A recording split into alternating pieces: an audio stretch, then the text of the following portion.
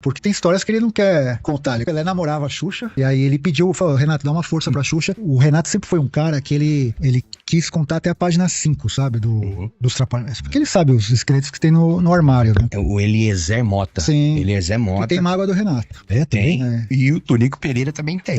Mas o Carlos Alberto foi um cara que ajudou muito o Renato e o Dedé. Ele era super próximo do Renato, então ele fazia as piadas e conversava diretamente com ele. E aí ele fala que passou um período que ele, pra chegar no Renato, ele tinha que passar por 5 pessoas, namorados do Zacarias, chegaram a fazer figuração em filmes, até mesmo nos programas. Nesse corte do Nas Ideias, Rafael Spaca fala sobre como Pelé pediu pra Renato Aragão ajudar Xuxa no começo da carreira, sobre os desafetos de Renato Aragão como Eliezer Mota, que fez a escolinha do Professor Raimundo, e Tonico Pereira da Grande Família, e Spaca ainda conta histórias inéditas dos Trapalhões e de Zacarias. Não esqueça de se inscrever no canal, ativar o sininho das notificações e deixar o seu gostei. Então agora vamos pro corte. Por exemplo, namorados do Zacarias chegaram a fazer figuração em filmes, até mesmo nos programas. Ele nunca escondeu, ele nunca falou, mas ele também nunca escondeu quem ele era, sabe? Então o Mussum sabia que ele era bissexual, o Renato, o Dedé, todo mundo sabia. Trabalhei com o como é que chamava lá? O Eliezer Mota. Sim. Eliezer Mota. E tem mágoa do Renato. Tem. E o Tonico Pereira também tem. Tonico Pereira. Mas eles chegaram a falar alguma coisa no comentário? Eliezer Mota. Não, ele era um policial, né? Ele era policial. Eliezer Mota é um policial. Policial mesmo do Rio de Janeiro. Policial mesmo do PM. De verdade. Ah, tá. Só que ele tinha esse lance do teatro, né? De gostar, ele largou a profissão de policial, foi pro teatro, trabalhou com o Jô Soares, né? O Capitão Gay lá, naquela época lá. Trabalhou com o Chico Anísio, fazendo lá o seu Tatá, né? Tatá. Ô, professor Raimundo, os dentão lá. Você depois ele tinha sido policial, não? Ele passou, trabalhei com ele no Multishow. Eu, com o Rodrigo Santana lá. Contou várias histórias, assim. Assim, ele gostava de fazer. A turma do DJ falou assim, rapaz, a galera fala mal, mas ó, eu tenho gratidão. Mas assim, a amizade, que o Renato era um cara muito diferente. É igual você ter... era o outro tratamento, né? Não que todo mundo convivia junto, assim, poucos momentos. Igual a gente também. Convivi com o Renato Aragão, poucos momentos. Mas eu ficava com o elencão lá mesmo, a gente ali, os caras lá, beleza. Tinha igual Silvio Santos, né? Sim, fica separado, né, em alguns momentos. Mas ele falou que gosta, mas eu não sei qual que era a mágoa. Ele falou assim, rapaz, mas era difícil, cara. Era difícil ali. Ele era muito grato, mas era difícil. Tonico Pereira, primeira vez que eu cheguei na Globo, assim, nossa, cara, tô na Globo, ia dar aquele gritão lá, a hora que passa a Globo ali, que tem o seu Roberto Marinho, mãe, tá na Globo, quem que eu encontro? Tonico Pereira. Tonico Pereira ali de short, camiseta cavada, né, fumando um cigarro. Eu falei, Tonico Pereira, sou seu fã. Que bosta. Ixi.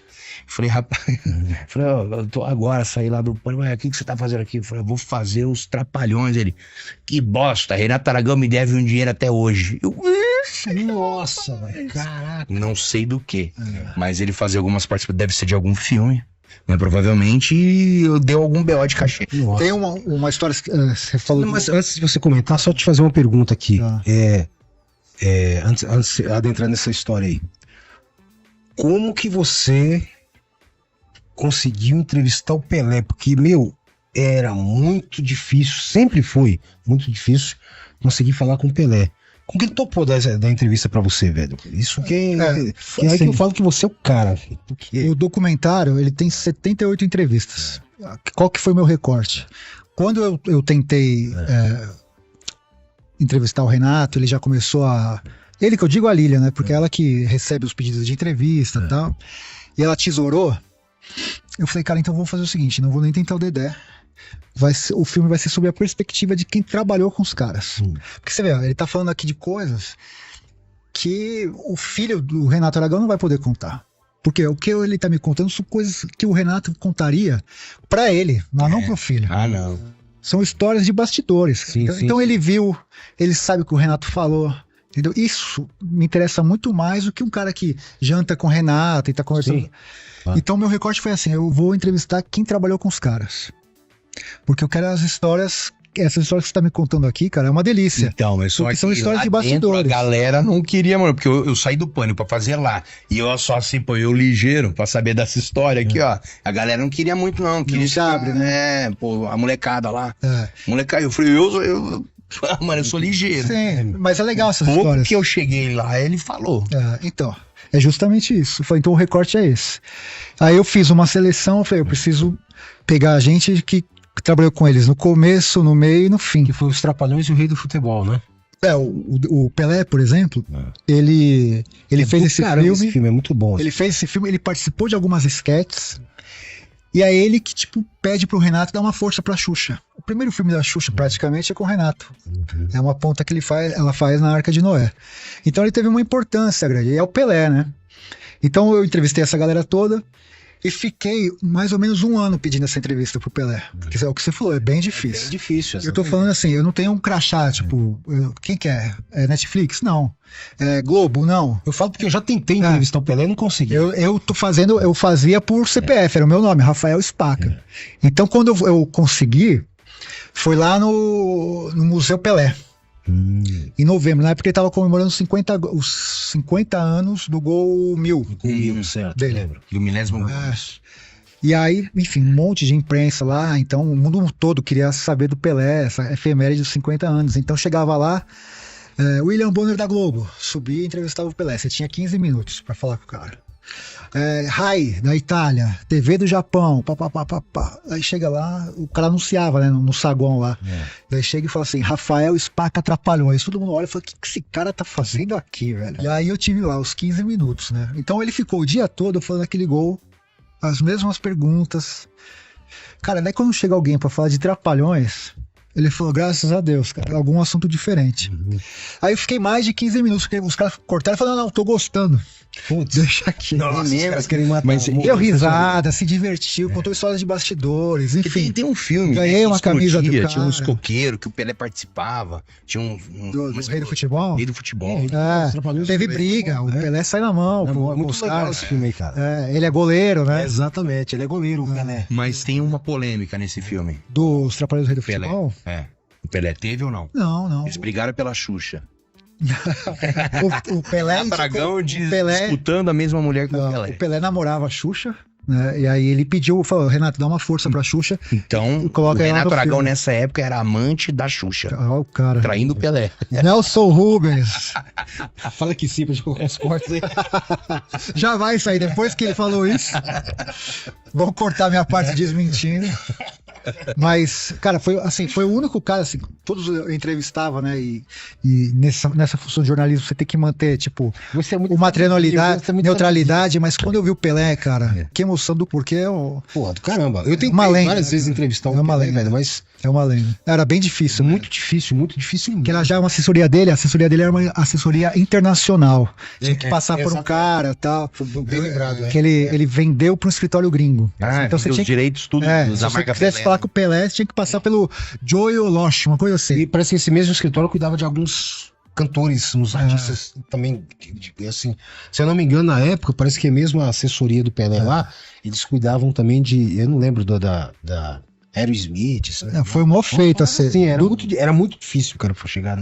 Sempre foi muito difícil. Uma parada assim. E, cara, foi uma conquista, assim, pro documentário ter a perspectiva dele ali pro filme, né? O que ele achava.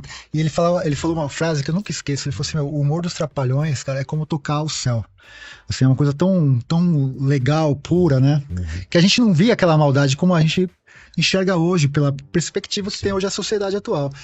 Mas era isso, né, cara? Era um humor que reunia a família. Você ia no cinema ver o filme dos caras, você gostava. Eram piadas que às vezes você aplicava na escola no outro dia, né? Porque os Trapalhões, que é? A zoeira que a gente tinha na sala de aula, né? De um zoar o outro. Exatamente. Eram 4 amigos que se zoavam. Aquelas brincadeiras de circo, né? De você queimar o fundo aqui, vai lá, eu quero mesmo. A gente gosta aqui no copo, o copo tava quente. Eu sou de uma época que é o seguinte, a gente brincava entre nós, os colegas ali, e a gente fingia que era os Trapalhões.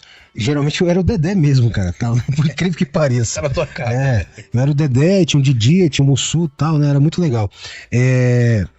O Carlos Alberto, eu já vi algumas entrevistas do Carlos Alberto também comentando algumas situações assim de mágoa, né? De mágoas quando o Renato, tipo, ele subiu, ele falou que ficou muito estrela, tal, né? Eu vi algumas entrevistas. Porque o que acontece, assim, E você já tentou falar com o Carlos Alberto? Carlos Alberto, eu ia entrevistar ele. Foi um cara que conviveu. Na véspera, o filho dele, lembra que teve uns 15 infartos, cara? O Marcelo. Aí ele cancelou. Depois eu tentei de novo, ele não quis mais. Uma pena. Mas o Carlos Alberto foi um cara que ajudou muito o Renato e o Dedé. Ele era filho, né, do Manuel da Nóbrega. Exato. E ele muitas vezes faltava de propósito na gravação para dar a chance pro Dedé e o Renato participarem da Praça da Alegria. Então ele já ajudava os caras desde lá. E na Tupi ele já era o redator dos Trapalhões, um dos redatores. Sim. E depois ele foi pra Globo com os Trapalhões. Isso, mas o Renato que puxou ele, né? O Renato levou ele. O Renato levou toda a equipe. Então, na verdade, o Carlos Alberto, ele conta que as pessoas ficaram zoando ele na época que ele fazia a Praça da Alegria. Aí ele falou assim, não, eu vou trabalhar lá com os Trapalhões. Aí os caras, vai lá, vai ser escada do Renato Aragão, você vai ser não sei o quê. Ele falava que ele sofreu muito preconceito de falar que ia trabalhar com os Trapalhões, porque iam deixar ele num grau muito abaixo, assim. Ele era redator, ele participou de alguns quadros, mas ele nunca teve, naquela época, a ideia de ir pra frente das câmeras. O que tirou ele assim, o que alçou ele ao sucesso foi justamente a saída dele dos Trapalhões, porque ele era super próximo do Renato, então ele fazia as piadas e conversava diretamente com ele, e aí ele fala que passou um período que ele, pra chegar no Renato, ele tinha que passar por 5 pessoas. Exatamente. Até... Pô, o cara mudou. Já não tinha mais acesso ao Renato. Antes era papo direto aqui, agora tem que...